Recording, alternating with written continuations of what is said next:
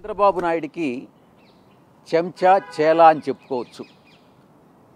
ఎలా అంటే మీరు గతంలోకి కానీ వెళ్ళినట్టయితే 1997వ సంవత్సరంలో ఈ కాకినాడ సీపోర్ట్ అన్నటువంటిది ఆంధ్రప్రదేశ్ ప్రభుత్వం ఏడీబీ ఏషియన్ డెవలప్మెంట్ బ్యాంక్ ఫండ్స్తో ఈ యొక్క ప్రాజెక్టు నెలకొల్పినప్పుడు చంద్రబాబు నాయుడు అప్పట్లో ఉన్నటువంటి పబ్లిక్ సెక్టార్ అండర్టేకింగ్స్ని అన్నిటినీ కూడా ప్రైవేటైజ్ చేయాలి, తను ప్రజల సొమ్ము దోచుకోవాలి, విదేశాలకు తరలించాలి, తను ఆర్థికంగా వ్యక్తిగతంగా బలపడాలి అన్నటువంటి ఉద్దేశంతో 64 పబ్లిక్ సెక్టార్ అండర్టేకింగ్స్ని రాష్ట్రానికి సంబంధించినటువంటివి ప్రైవేట్ పరం చేసినటువంటి విషయం మీ అందరికీ తెలుసు.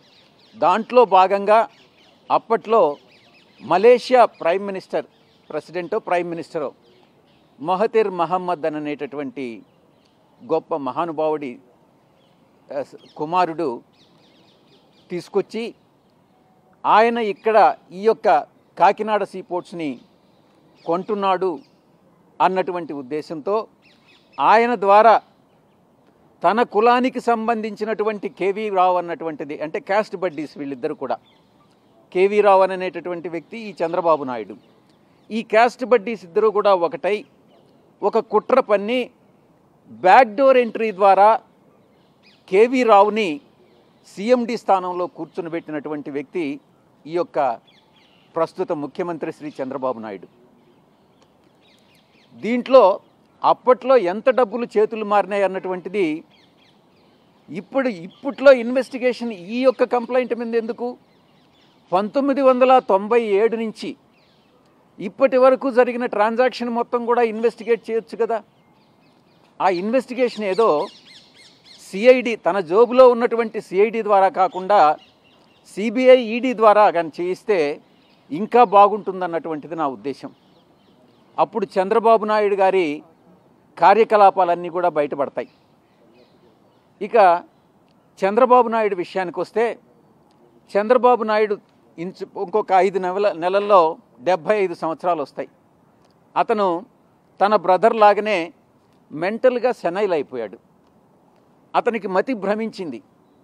ఏం మాట్లాడుతున్నాడో అతనికే అర్థం కాదు, ఏం చేస్తున్నాడో అతనికే అర్థం కాదు. ఆయన తీసుకునే నిర్ణయాలన్నీ కూడా ప్రజా వ్యతిరేక నిర్ణయాలే తీసుకుంటా ఉన్నాడు.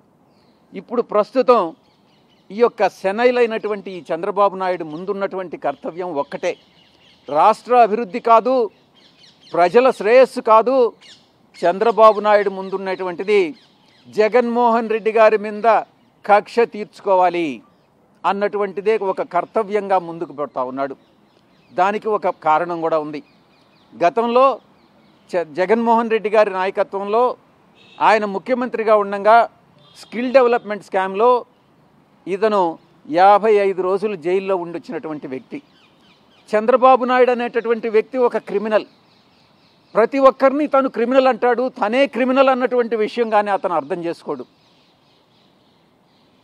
చంద్రబాబు నాయుడు అనేటటువంటి ఒక క్రిమినల్ ఆ 55 రోజులు జైలు జీవితం అనుభవించాడు. కాబట్టి ప్రతి ఒక్కరిని కూడా వైఎస్ఆర్ కాంగ్రెస్ పార్టీలో ఉన్నటువంటి జగన్మోహన్ రెడ్డి గారిని, ఆయన ఫాలోయర్స్ని, నన్ను కూడా ఇంక్లూడింగ్ ఆయన ఫాలోయర్గా నన్ను, ప్రతి ఒక్కరిని ఇబ్బంది పెట్టాలి, కేసులు పెట్టాలి, జైలుకు పంపించాలి అన్నటువంటి ఉద్దేశంతోనే అతను సీఎంగా ఈరోజు వ్యవహరిస్తున్నాడు అన్నటువంటి విషయంలో ఎటువంటి సందేహం లేదు.